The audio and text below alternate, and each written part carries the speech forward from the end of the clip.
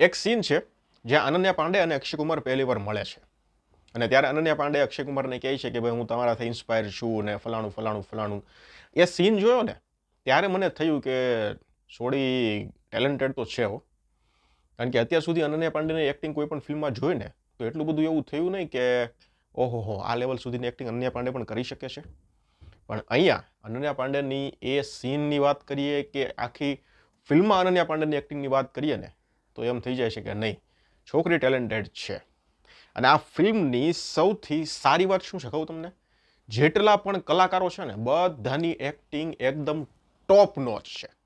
એક પણ કલાકારની એક્ટિંગ જરાય તમને એમ નથી લાગતું કે નબળી છે કે અહીંયા આ સીનમાં આ એક્ટરે ઓવર એક્ટિંગ કરી છે. એક પણ વ્યક્તિની, એ ચાહે અંગ્રેજોના કલાકારો હોય, આપણા હિન્દુસ્તાની કલાકારો હોય, સાઈડ કલાકારો હોય, કોઈ પણ, અક્ષય કુમારની એક્ટિંગ પણ આ ફિલ્મમાં જબરજસ્ત છે.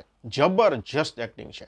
અક્ષય કુમાર સાથે સાથે આર માધવન, ઓહો, આર માધવન જ્યારે એ ભાઈ કેસની દલીલ ચાલતી હોય અને પહેલી જ દલીલમાં અક્ષય કુમાર ઉપર જ્યારે એ ભારે પડે છે ને તો એમ થઈ જાય છે કે વાહ માધવન વાહ.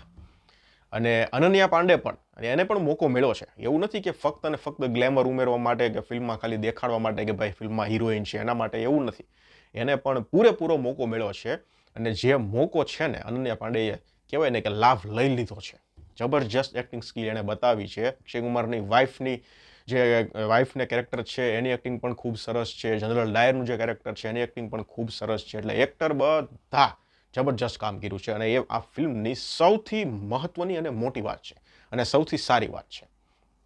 સ્ટોરી પર આવીએ તો જનરલ ડાયરે જલિયાવાલા બાગમાં જે શૂટ આઉટ કરેલું, જે ગોળીબાર કરેલો, એ તો આપણે બધા ભણેલા જ છીએ, પાઠ આવતા નાના હતા ત્યારે, અને જાણીએ પણ છીએ. પણ હવે એ જે ગોળીબાર કર્યો એ પાછળની કહાની શું હતી, શું કામ ગોળીબાર કર્યો, અથવા તો એ ગોળીબાર કોઈના કહેવા પર કર્યો છે કે પછી કંઈ બીજું રીઝન હતું, શું કામ કર્યો છે, બસ એ જ આ ફિલ્મની સ્ટોરી છે. અને પછી જનરલ ડાયરની ખિલાફ અક્ષય કુમાર કેસ કરે છે અને પછી આ કેસ લડે છે અને આનો ફેસલો શું આવે છે એ આ ફિલ્મમાં જોવાનું છે. સોની લીવની વેબ સિરીઝ તમે વોકિંગ નેશન કદાચ જોઈ હશે. હું તમને અહીંયા એક વસ્તુ કહી દઉં કે જો તમે કેસરી ચેપ્ટર 2 ફિલ્મ છે એ જોઈ હોય, તમને ફિલ્મ ગમી હોય, તો હવે તમારે આ ટોપિકને ડિટેલમાં જાણવું હોય ને એકદમ ડિટેલમાં, તો સોની લીવની વેબ સિરીઝ છે ને વોકિંગ નેશન, એ તમે જોઈ લેજો. સેમ ટોપિક છે પણ સંપૂર્ણ ડિટેલ છે. જાણવાની ખૂબ મજા આવશે, જોવાની ખૂબ મજા આવશે. તો હવે આ ફિલ્મમાં સ્ટોરી મેં તમને કીધી એ પ્રમાણેની છે, પ્લસ ફિલ્મનું જે બીજીએમ છે ને જબરજસ્ત છે. આર માધવનનું હોય, અક્ષય કુમારના સીનનું બીજીએમ હોય, બીજીએમ જબરજસ્ત છે. મ્યુઝિક પણ ખૂબ સરસ છે. અહીંયા કેસરી ચેપ્ટર 1નું જે ફેમસ સોંગ છે ને એને પણ અહીંયા એની પણ અહીંયા તમને 2-3 કડીઓ સાંભળવા મળશે જ્યારે અક્ષય કુમાર જલિયાવાલા બાગની મુલાકાત લે છે ને ત્યારે. બીજી વસ્તુ તમને એ કહી દઉં કે કેસરી ફિલ્મ આવી હતી ને એ ફિલ્મ સાથે આ ફિલ્મને કંઈ પણ લેવા દેવા નથી. એટલે તમારા મનમાં કદાચ સવાલ થાય કે ભાઈ મેં ફિલ્મ નથી જોઈ તો આ જોવી કે ના જોવી, તો બિલકુલ જોવાની. એની સ્ટોરી આખી અલગ હતી, એ કેસ જ આખો અલગ હતો, આ સીન, આ સ્ટોરી, આ કેસ આખો અલગ છે. એટલે કાંઈ ટેન્શન લેવાનું નથી, તમે ડાયરેક્ટ આ ફિલ્મને થિયેટરમાં જઈ અને જોઈ શકો છો.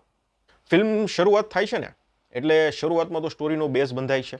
સાથે સાથે આપણને એ પણ બતાવવામાં આવ્યું છે કે અક્ષય કુમાર છે એ કેટલા ટેલેન્ટેડ છે, પ્લસ એ ક્રાઉન પ્રત્યે, હા એક બીજી વાત તમને એડ કરી દઉં કે આ ફિલ્મમાં અંગ્રેજ હુકુમત છે ને એની માટે ક્રાઉન શબ્દ વપરાયો છે, જે નવો છે અને એમ સારો પણ લાગે છે. એટલે ક્રાઉન પ્રત્યે અક્ષય કુમાર કેટલા વફાદાર છે, એ કેટલા ટેલેન્ટેડ છે, એ આપણને ફર્સ્ટ હાફમાં થોડી મિનિટોમાં બતાવવામાં આવ્યું છે, લગભગ 35 થી 40 મિનિટમાં.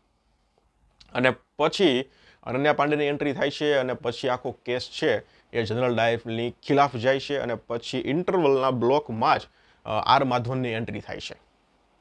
અને ઇન્ટરવલ પૂરો થાય એટલે તરત જ આર માધવન અક્ષય કુમાર પર ભારી પડે છે. એ સીન જોવાની ખૂબ મજા આવે છે. ક્લાઇમેક્સમાં જે રીતે ફેસલો સંભળાવવામાં આવે છે ને એ રીત થોડી સારી લાગી મને. હવે હકીકતમાં આવું થયું હશે કે નહીં એ મને ખબર નથી. અને ક્લાઇમેક્સમાં અક્ષય કુમારની એક લાઇન છે, ગેટ ધ એફ, એ વાળી જે લાઇન છે ને તમારા રૂવાડા ઊભા કરી દેશે. જોવાની ખૂબ મજા આવશે. થિયેટરમાં તમે તાળીઓ અને સીટીઓ પાડશો એ લાઇન પર, એ મારી ગેરંટી છે. સ્ક્રીન પ્લે ખૂબ સરસ છે. શરૂઆતથી જ તમને ફિલ્મ બાંધી દેશે. ઇન્ટરવલ બ્લોક પણ તમને ઇમ્પ્રેસ કરશે અને પછી જે કોર્ટરૂમ ડ્રામા શરૂ થાય છે ઇન્ટરવલ પછી, એ પણ તમને ઇમ્પ્રેસ કરશે અને અંત સુધી તમે ફિલ્મમાં છે ને એ જોડાયેલા રહેશો. ફિલ્મમાં એક મોમેન્ટ એવી નથી કે જે તમને કંટાળો આવે. ફિલ્મ આખી પોઈન્ટ ટુ પોઈન્ટ વાત કરે છે. એક પણ વધારાનો સીન નહીં, કોઈ વધારાની આમ તેમની વાતચીત નહીં, કંઈ નહીં. પોઈન્ટ ટુ પોઈન્ટ વાત કરે છે. એક વસ્તુ તમને કદાચ લાગશે, જો તમે સોની લીવની વેબ સિરીઝ વોકિંગ નેશન જોઈ અને પછી આ ફિલ્મ જોવા જશો ને કેસરી ચેપ્ટર 2, તો કદાચ તમને એવું ફીલ થશે કે અહીંયા થોડું બતાવવાની ઓછી કોશિશ કરી છે. એટલે કે થોડું ટ્રીમ કરીને બતાવવાની ટ્રાય કરી છે. કારણ કે એ સિરીઝમાં તો એ લોકોએ ખૂબ ડિટેલમાં વાત કરી છે, પણ અહીંયા આ લોકો એટલી બધી ડિટેલમાં વાત કરી નથી. પણ છતાં હું તમને હાઈલી રેકમેન્ડ કરીશ કે આ ફિલ્મ છે એ તમે જોવા જજો. આ ફિલ્મ જોવા લાયક જ છે.